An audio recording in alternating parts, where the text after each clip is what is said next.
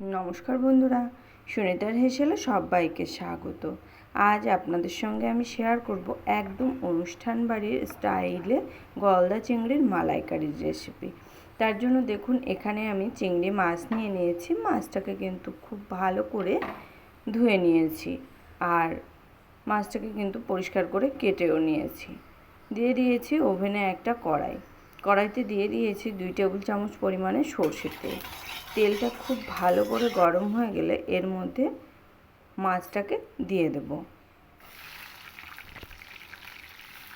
এবার মাছের মধ্যে আমি সামান্য একটু লবণ আর হলুদ দিয়ে মাছটাকে কিন্তু একটু ভেজে নেব, এপিট ওপিট উল্টে। মাছের গায়ের কালার যখন চেঞ্জ হয়ে আসবে তখনই কিন্তু মাছগুলোকে তুলে নেব।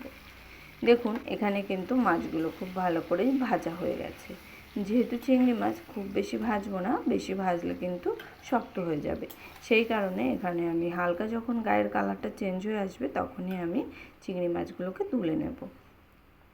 ওই একই তেলের মধ্যে আমি আরও 2 টেবিল চামচ পরিমাণে তেল দিয়ে দিয়েছি। তেলের মধ্যে ফোড়ন হিসাবে দিয়ে দেব সামান্য একটু কালো জিরে আর দিয়ে দেবো গোটা গরম মশলা।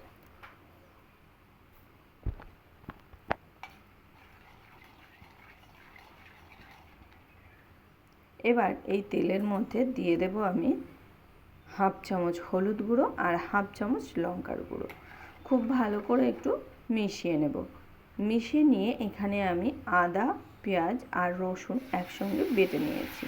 সেই আদা, পেঁয়াজ আর রসুনের পেস্ট এখানে দিয়ে দিয়েছি। তেলের মধ্যে হলুদ আর লঙ্কার গুঁড়ো দিলে কিন্তু তরকারির কালারটা খুব ভালো আসে, সেই কারণেই আমি এখানে দিয়ে দিয়েছি। এবার দিয়ে দেবো এখানে স্বাদ অনুযায়ী লবণ আর দিয়ে দেবো হাফ চামচ জিরে, হাফ চামচ ধনে। খুব ভালো করে একটু মিশিয়ে নেব। দেখুন, খুব ভালো করে কিন্তু মিশিয়ে নিয়েছি। এখানে আমি সামান্য একটু জল দিয়ে দিয়েছি মশলাটাকে খুব ভালো করে কষিয়ে নেওয়ার জন্য।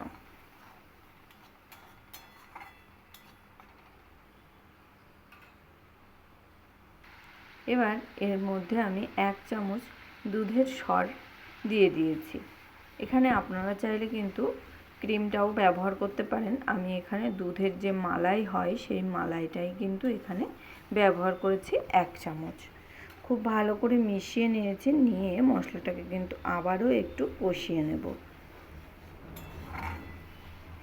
দেখুন, মশলা কিন্তু খুব ভালো করেই কষানো হয়ে গেছে।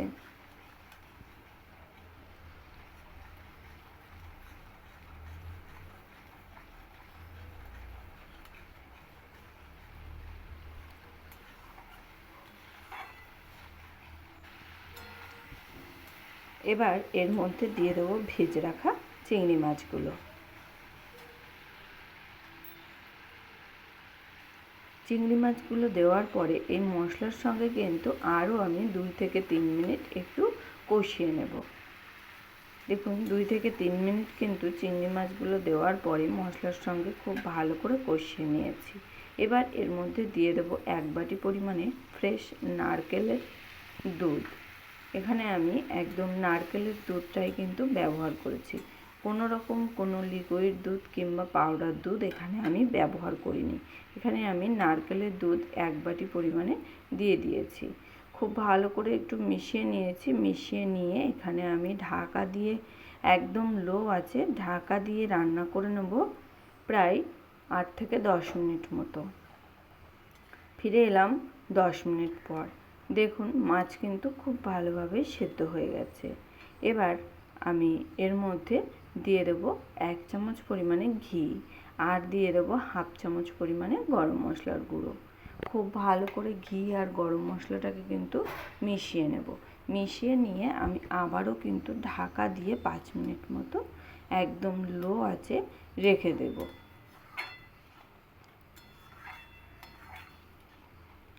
খুব ভালো করে মিশিয়ে নিয়েছি। এবার ঢাকা দিয়ে আমি মিনিট 5 সময় নিয়ে এরকম লো আঁচে কিন্তু ফুটিয়ে নেব। ফিরে এলাম 5 মিনিট পর। দেখুন, তৈরি হয়ে গেছে কিন্তু আমাদের চিংড়ি মাছের মালাইকারি। কত সহজেই কিন্তু বাড়িতেই একদম অনুষ্ঠান বাড়ির মতো চিংড়ি মাছের মালাইকারি তৈরি করে নেওয়া যায়। এটা কিন্তু গরম গরম ভাতের সঙ্গে খেতে অসাধারণ লাগে। আর এটা কিন্তু আমার জামাই ষষ্ঠী স্পেশাল চিংড়ি মাছের মালাইকারি। আমার এই চিংড়ি মাছের মালাইকারির রেসিপি আপনাদের কেমন লাগলো অবশ্যই কিন্তু কমেন্ট করে জানাবেন। যদি ভালো লেগে থাকে তাহলে একটা লাইক করবেন আর সাবস্ক্রাইব করে পাশে থাকার অনুরোধ রইল। আজকের মতো এই পর্যন্তই, আবার দেখা হবে অন্য কোনো রেসিপি নিয়ে।